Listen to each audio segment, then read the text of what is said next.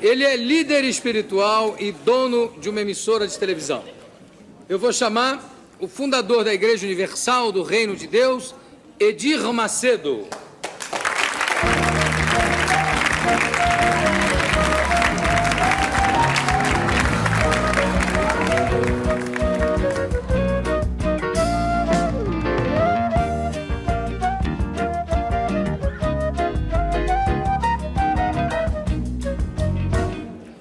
Edir, antes de mais nada, qual é a tua origem religiosa?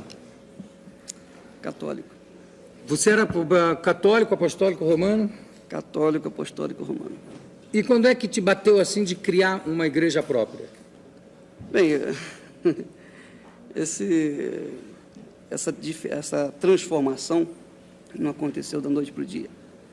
Eu fui católico e um dia, como todo cidadão, todo ser humano que passa pelo poço, que chega no poço, no fundo do poço, eu precisei de uma ajuda.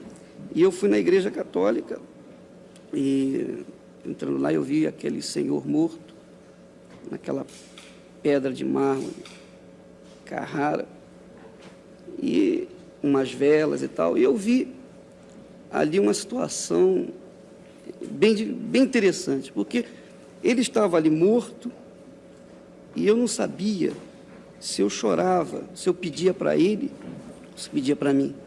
Então eu vi que a minha fé estava sendo canalizada errada, erroneamente. Então eu abandonei a Igreja Católica pelo fato de que não atendia às minhas necessidades exatamente na hora que eu precisava. Então parti para o Espiritismo, que é o normal.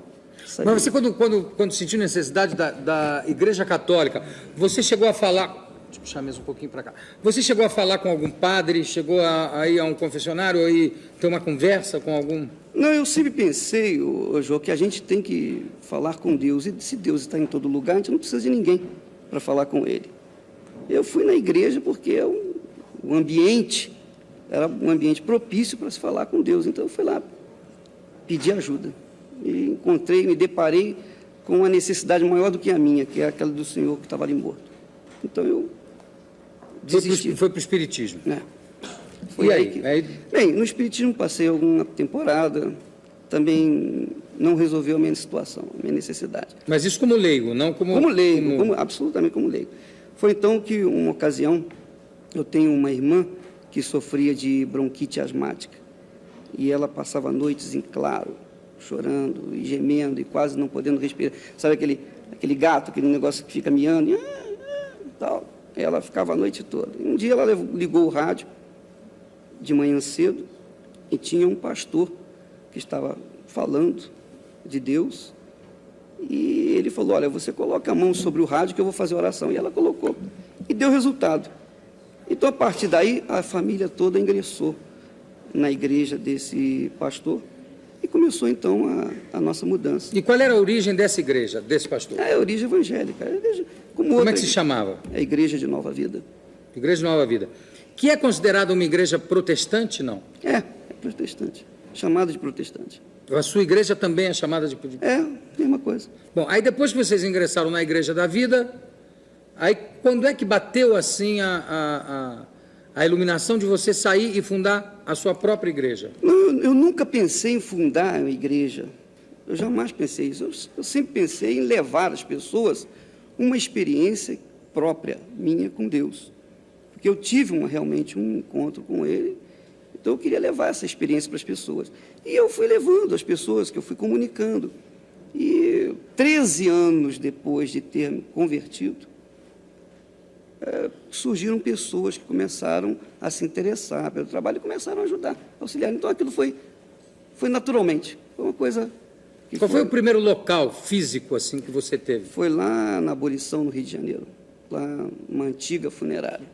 Uma antiga funerária? Quer dizer que eu estava ali Está no meio. No meio do caminho, né? Mais ou menos. Né? Já é um lugar intermediário. É isso aí. E quando é que você foi para os Estados Unidos? Porque a gente vai para Nova York, liga a televisão e você tem horários, Bispo Macedo está lá falando e está lá apresentando espetáculos de conversão, de cura, etc. Quando é que você saiu da funerária da abolição e foi para Nova York? Não, aí já faz... Isso foi... Quando nós começamos, foi em 77. A nossa saída para os Estados Unidos foi em 86. A BBC de Londres fez um trabalho sobre a Igreja Universal e passou lá nos Estados Unidos. E veio um pastor interessado, veio conhecer o nosso trabalho e nos convidou para começar esse mesmo tipo de trabalho, já que a gente lidava com pessoas drogadas, viciadas, pessoas já destruídas. Então, ele nos convidou para trabalhar em Nova York. Foi aí que nós começamos lá. Quer dizer, você começou participando de uma outra igreja lá em Nova York? Exatamente. E aí fundou a sua igreja em Nova York? Sim. Né? Foi exatamente isso. E o poder de cura, Edir, você tem realmente o dom da cura? Não. Ou é uma coisa assim do momento, da coletividade, etc.? Não, eu não tenho o poder da cura, eu não sou, de forma nenhuma, curador. Quem tem o dom de cura é o Espírito Santo. Os dons pertencem a Deus. E Ele usa pessoas, assim como usou apóstolos, assim como usa pessoas hoje, e qualquer leigo.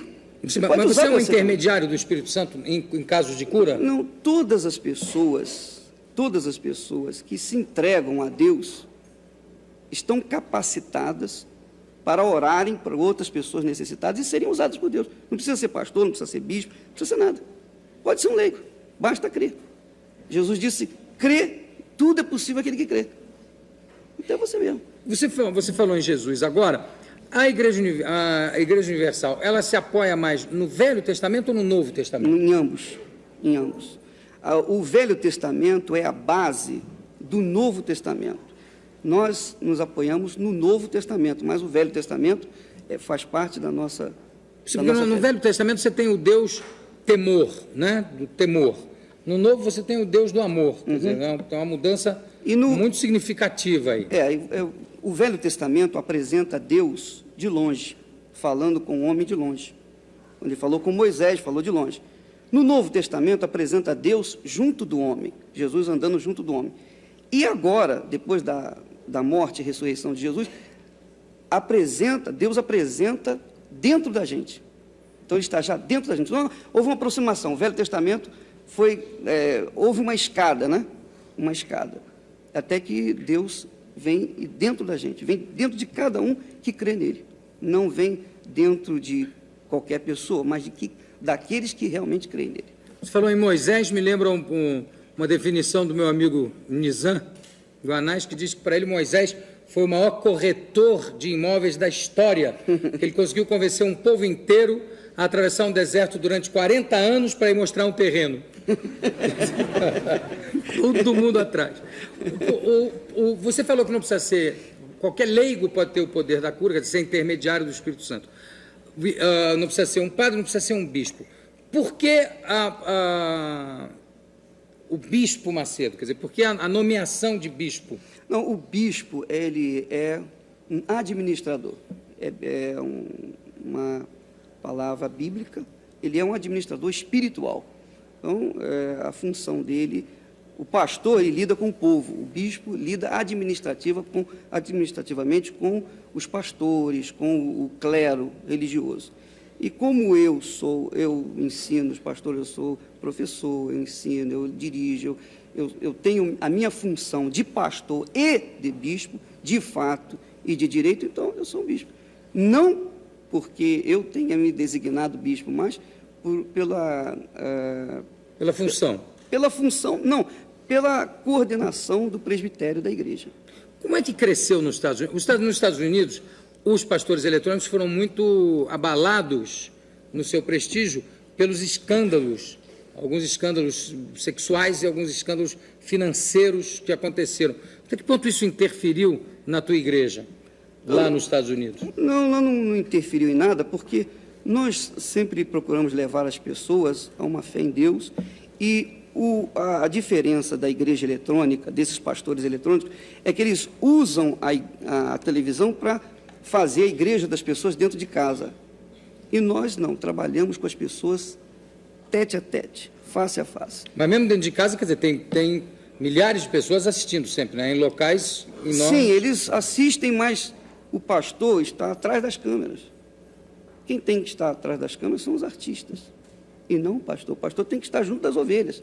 Os artistas têm que estar na frente das câmeras, aliás. Né? Exato, ou na frente das câmeras. Na frente. Mas o pastor ele tem que estar junto com as ovelhas.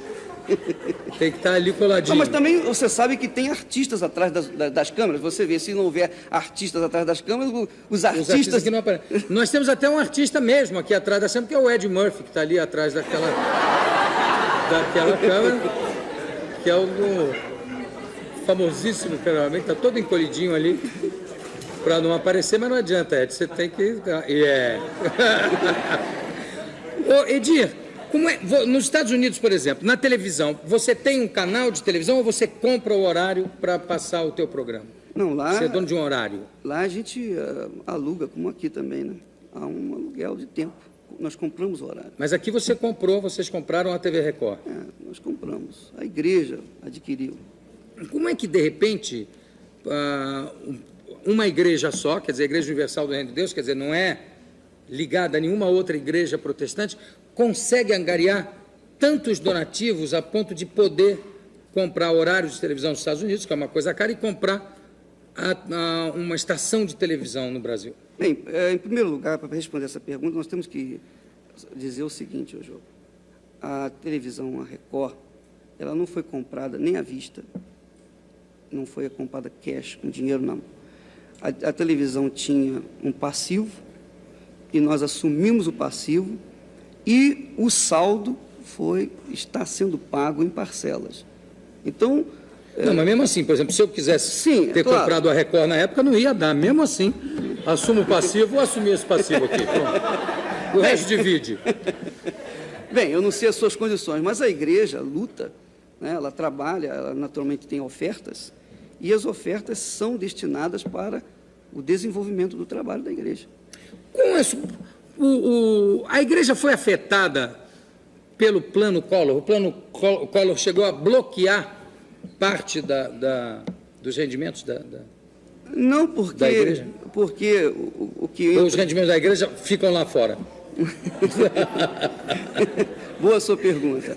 Não, veja bem, a igreja não teve tempo e não houve tempo suficiente para se bloquear o dinheiro dela.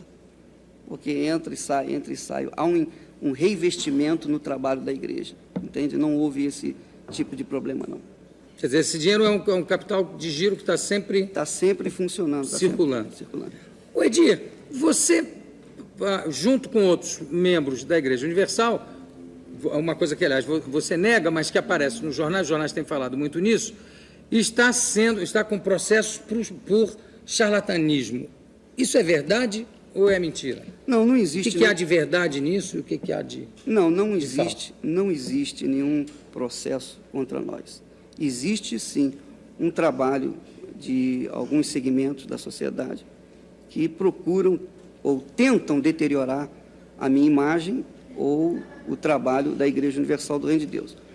É justamente é apenas isso. E por que acontece isso, Edir? Porque, veja bem, João, você imagina, todo mundo que põe a cabeça de lá de fora, logo tem que se preparar para levar a flechada, né? Todos os grandes homens que começaram a desenvolver, a fazer um trabalho, eles tiveram esse tipo de problema que eu estou enfrentando atualmente. Apenas uma questão de inveja, né? De alguns segmentos da sociedade. Outra coisa, teve algum caso, parece que foi noticiado, que teve caso de cura de aidético através da Igreja Universal do Reino de Deus. Uhum. É verdade isso? É verdade, sim. Um caso de cura comprovada? É verdade. Por que vocês estão rindo? Por quê? Hein? Ora essa. Mas é comprovado? Quer dizer, foi um caso comprovado, um teste negativo e tudo? Temos mais de um caso? Vários casos. Comprovadamente. E isso se dá de que forma? Durante a reunião? Isso se dá através da fé das pessoas. A fé, você sabe que a fé, o Joel, é uma coisa muito forte. Quando você crê em alguma coisa, como em Deus, e crê em si próprio, tudo é possível para você. Então, é possível acontecer. Essas coisas extraordinárias, essas maravilhas, acontecem pela junção, pelo trabalho que Deus executa. Não sei, mas acontece em assembleia, ou acontece... A pessoa depois é que vem comunicar que estava... Exatamente. Isso é assembleia. Depois é que eles aparecem e comunicam, né? Vêm com exames, etc., mostrando, atestando. E a gente vai comprovar com os médicos para ver se realmente foi. Para não ver se é mentira, né? Às vezes a pessoa pode aparecer. E para terminar, eu queria te perguntar o seguinte, Edir, em relação à televisão, qual é até que parte há uma interferência da igreja na programação da televisão? Como é que você administra isso? Bom, a televisão, nós temos um programa, nós abrimos a programação e fechamos a programação. Durante a programação inteira, ela está voltada apenas para o próprio trabalho da televisão. Então, a igreja não tem ingerência nenhuma nesse aspecto, na produção, absolutamente. E vocês pretendem se expandir, ou quer dizer, comprar outras... transformar a Record numa rede maior? Hoje já é uma rede, ela já está com satélite para todo o Brasil. A rede já é. E estamos trabalhando para ela crescer, né? Tá bom. Bispo Edir Macedo, muito obrigado pela sua presença. Daqui a pouco a gente volta.